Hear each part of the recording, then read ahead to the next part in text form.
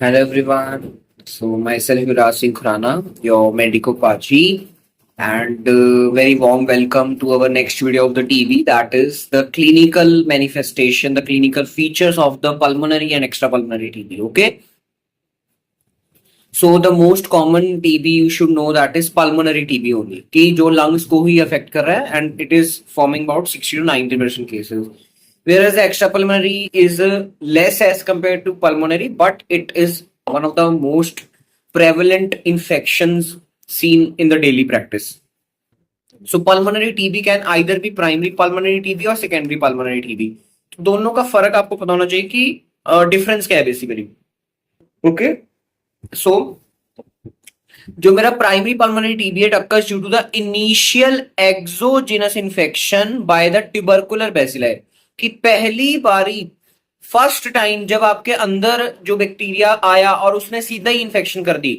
मैंने first video में आपको बोला कि TB is basically disease of the low immunity.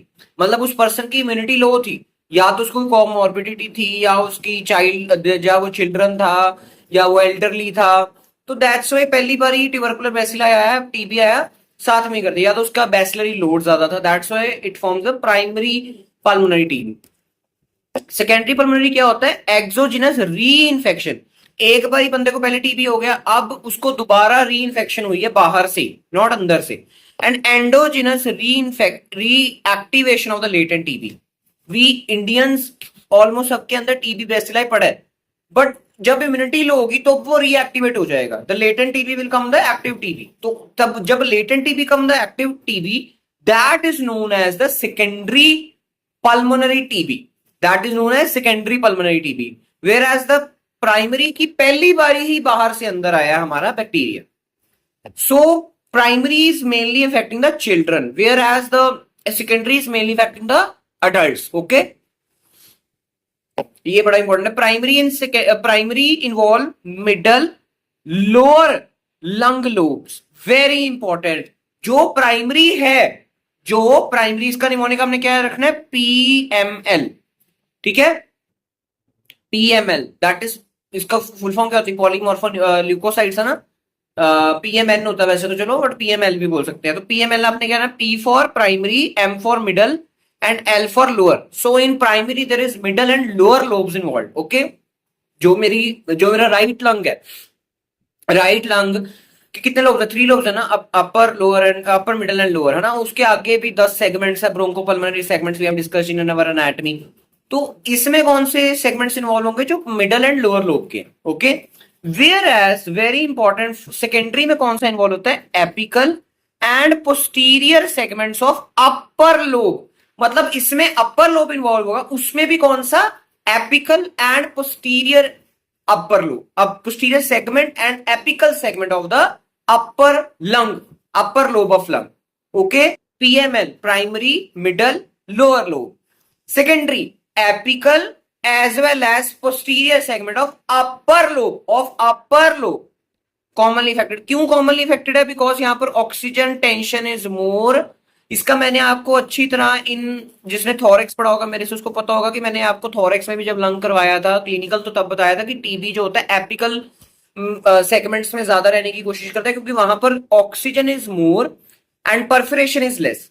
So that's why oxygen more होने के कारण it will thrive. Okay, very important, gone focus. अब आपको मैंने पैथोजेनेसिस में समझाया कि इसमें पहले वो होता है ग्रेनुलोमा फॉर्मेशन होता है, फिर केशियस नेक्रोसिस होती है. केशियस नेक्रोसिस के बाद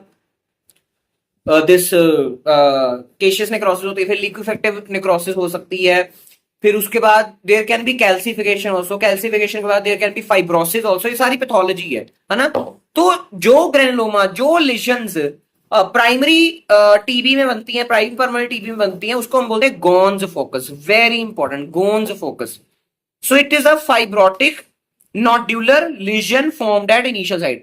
फाइब्रोसिस हो पड़ी है, मतलब फाइब्रोसिस कैसे हुई होगी? पहले नेक्रोसिस एंड ऑल स्टफ हुआ होगा, फिर फाइब्रोसिस हुई, नोड्यूल, छोटे छोटे nodule formation is seen in the lungs. Okay, very important.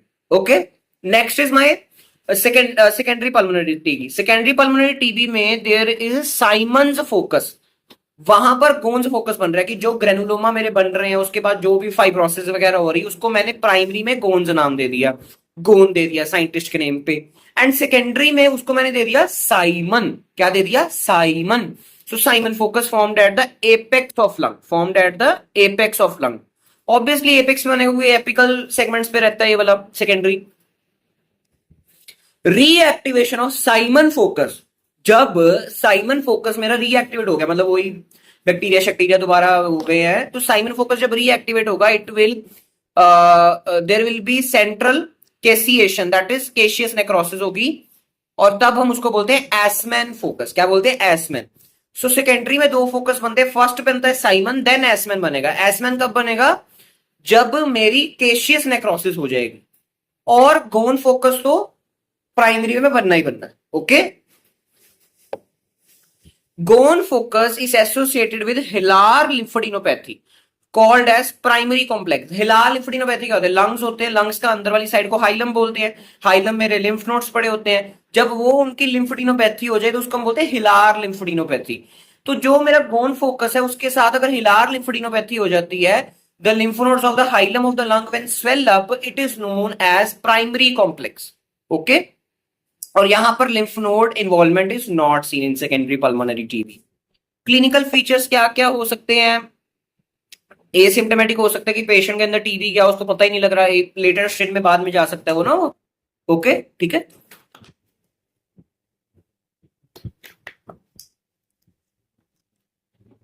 और क्या हो सकता है? There can be fever, productive cough.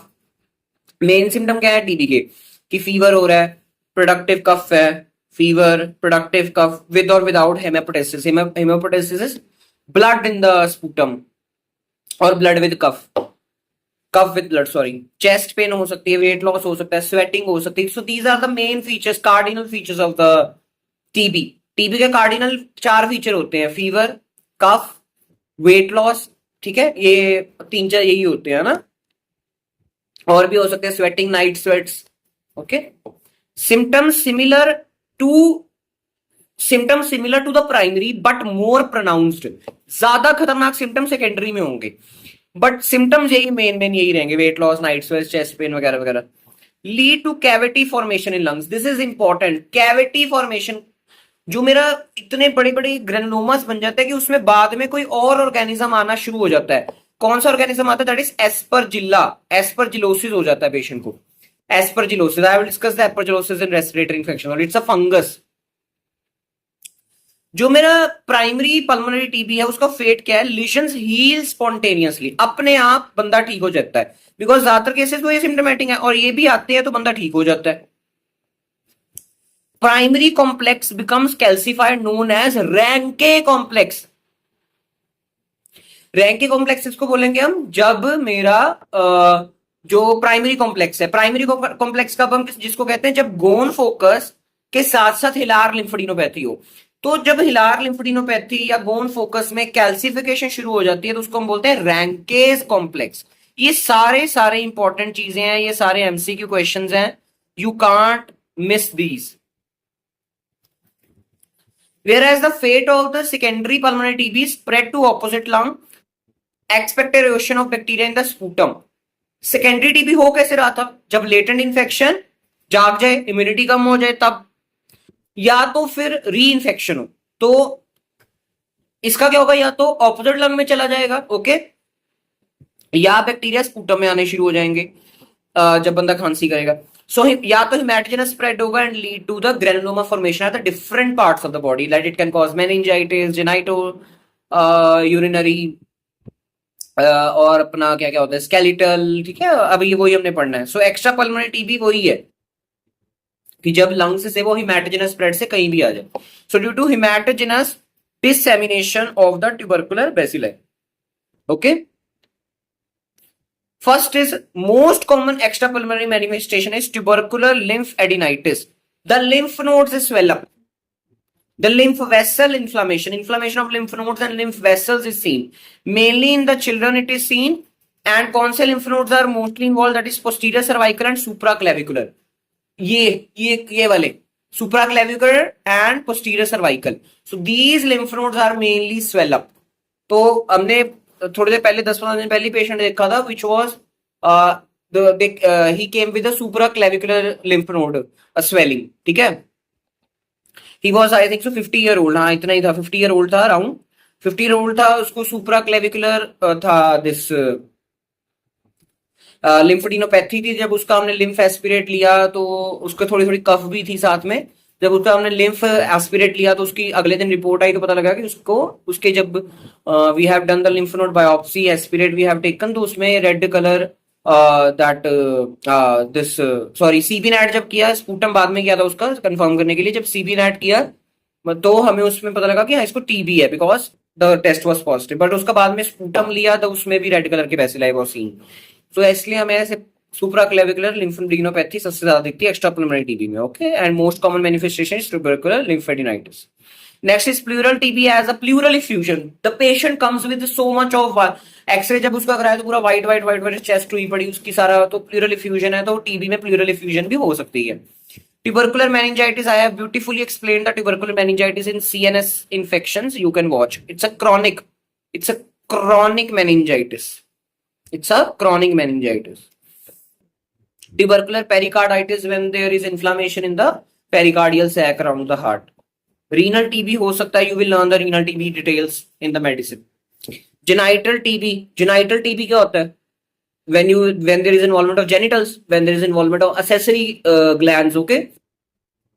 So males में it can cause epidermitis and females में it causes salpingitis and endometritis. Gastrointestinal TB में कौन से parts are involved? That is terminal ileum and cecum are the most common sites. And इसमें males में genital epidermitis and salpingitis and salpingitis क्या होता है? That is inflammation of fallopian tubes. Skeletal TB very important. The most common disease is seen is Pott's disease. Pott's disease के और नाम क्या है? Tubercular spondylitis and spinal TB. When the spine is involved, तो जब spine involve हो जाती है तो उसको हम बोलते हैं पॉट्स डिसीज। वेरी इंपॉर्टेंट, याद रखना है, pots disease. Tubercular skin manifestation, तो मेरा हमेशा काम होता है कि स्किन की जो चीजें हैं वो आप देखो अच्छी तरह से। तो सबसे पहले हो सकता है स्क्लेरोफ्लोरोडर्मा, दैट इज अंडरलाइंग ट्यूबरकुलर लिम्फेडिनाइटिस, कि यहाँ पर मेरा फेस पे ज्यादा दिखता है और बैक ऑफ द फेस पे भी दिख सकता है, नेक के रीजन में भी देख सकता है कि देयर इज ट्यूबरकुलर लिम्फेडिनाइटिस। देख लो पूरा ऐसे एडिनाइटिस हुआ पड़ा पेशेंट को, क्लासिक इमेज।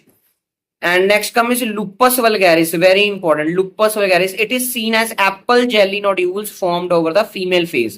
Female आ रही है आपके पास, रेड रेड कलर के nodules is seen, ठीक है, that is known as my lupus vulgaris, seen in the TB. Very important, miliary or disseminated TB. miliary क्या होता है? miliary का नाम पड़ा है, it resembles the millet seeds, कि जब टीबी लंग्स से अब डिफरेंट डिफरेंट ऑर्गन में चला गया थ्रू द ब्लड, तो बेसिकली वो कहीं भी जाएगा it will form granuloma, okay. तो जहां पर भी जाएगा वो मिलेट जैसे दाने, छोटे छोटे होते हैं ना दाने, मिलेट सीड्स जैसे वो ग्रेनुलोमा बना देगा वहां जाके। So haematogenous spread of TB bacilli, formation of yellowish 1 to 2 mm, कितने छोटे छोटे granulomas seen in the various organs resembling the millet seeds. Millets के छोटे छोटे दाने जैसे ग्रेनुलोमा बन जाएंगे जिस जिस ऑर्गन में भी जाएगा। It is more commonly seen in HIV infected people. तो इंडिया में अगर HIV इन्फेक्टेड पर्सन है तो सबसे ज्यादा डर उसको किससे है? टीबी से मरने का, ठीक है। TB is the leading cause of death, most common cause of death in the HIV infected people in India. And next is post TB aspergillosis, की टीबी के बाद there is formation of fungal ball, एक fungal ball होती है, cavity सी बन जाती है लंग में, formed by the aspergillosis. It is a fungus. We will learn the details of aspergillosis in the respiratory infections. So this was all about today's video, clinical features, clinical manifestations of the pulmonary as well as extra pulmonary TB. मिलते हैं next video. Thank you, bye bye.